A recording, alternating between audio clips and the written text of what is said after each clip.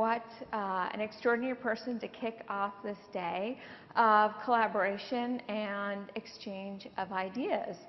And we would really love today to hear from you in terms of your insights into priorities around giving, strategies, and of course, as we were talking earlier, lessons learned. But I wanted to start off on the Leadership Academy in South Africa. Many, many years before that, you were so involved in a wide range of philanthropic endeavors dedicated to education. Why did you decide to take such a meaningful stake in that effort? And what was the journey like for you? Boy, okay.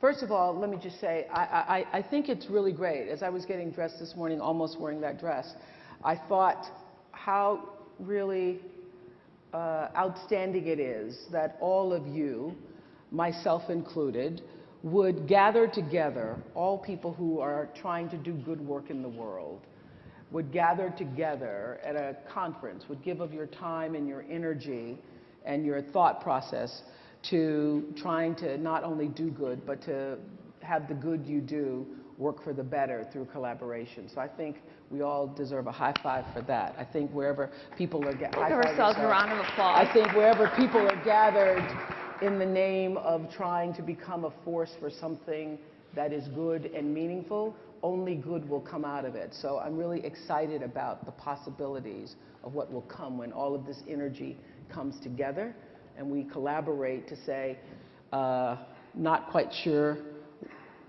what will come from it, but you know that something good will come from it. I think that true philanthropy comes from the heart of yourself. And growing up as a poor girl, I mean really poor, not just not having wonderful economic circumstances or material things, but literally poor, like no running water kind of poor. And having education being the road to freedom for me. My grandmother only finished 3rd grade, but taught me to read the Bible, so I grew up knowing how to read and put myself in the position of, by the time I got to kindergarten, I knew all the biblical names from the Christian Bible. So in kindergarten, I wrote my kindergarten teacher a letter and said, "Dear Miss New, I do not belong here because I know a lot of big words." And then I spelled out Shadrach, Meshach, and Abednego, and were biblical characters, and I got removed. When I had a central moment growing up with my mother in Milwaukee after leaving Mississippi. My mother had said there would be no Christmas that year, and therefore there would be no Santa Claus. And I remember being embarrassed about having to go to school, because we all know that the Christmas, the holidays, is about going to school and saying what you got, and I got this. And so I was embarrassed about what I would tell, what would my story be. I wasn't so worried about not getting anything. I was worried about what the story was going to be for what I did or did not get. About midnight that night, Christmas Eve, some nuns showed up at our door. 3 nuns carrying baskets of food and toys for my half-sister and brother and myself. And I remember feeling relief. I felt not joy, but relief.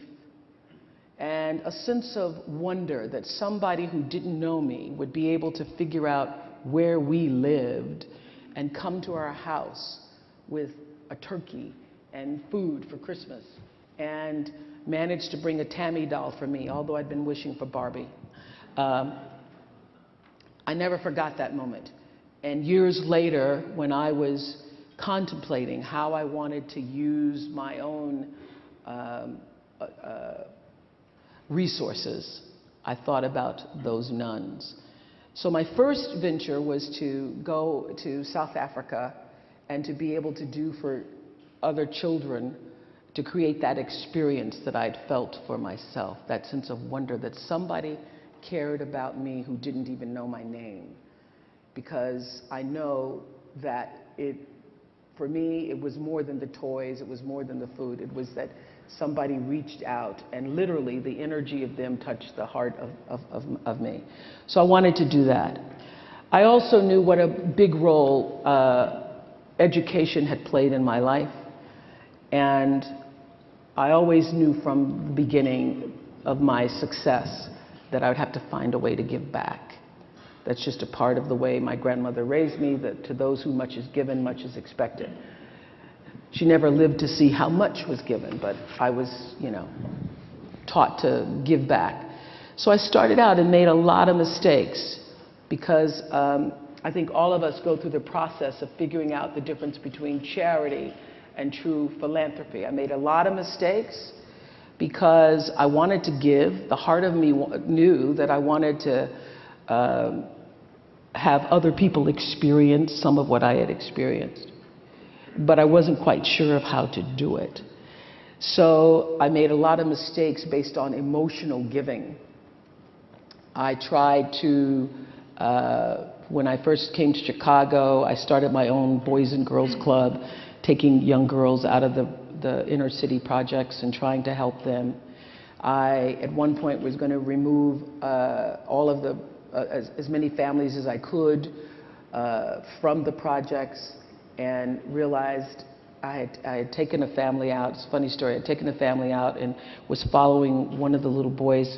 I got a notice from his school that he wasn't going to school, so I went to the home to say, "Why aren't you going to school?" And he said, "We be trying to get up every morning. We be trying, but we can't." And I said, "Why aren't you going to school?" Well, he says, we wait on the baby to wake up, and sometimes the baby doesn't wake up, and so then we're all late for school. And I said, "Well, what time do you set your alarm?" And he didn't know what an alarm was because they didn't have an alarm clock. So then I thought, well, my goodness, you can't really, one of those lessons was that you can't really create fundamental change in someone's life unless you change the way they think about their lives. So I started to think about all of these gestures of charity that I was doing were not really sustainable. They were emotional. They made me feel good and temporarily made somebody else feel good. But for long term, I started to think about what can I do?